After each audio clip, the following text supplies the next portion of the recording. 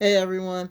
Hey look, everyone's been running out of hand sanitizer. It's crazy. I don't know why they can't make enough, but anyway, so if you can't find hand sanitizer in your local grocery store, 7-Eleven, drugstore, or anywhere else, there are things you can use to stop germs floating around. So for one, you're definitely going to need some alcohol like this.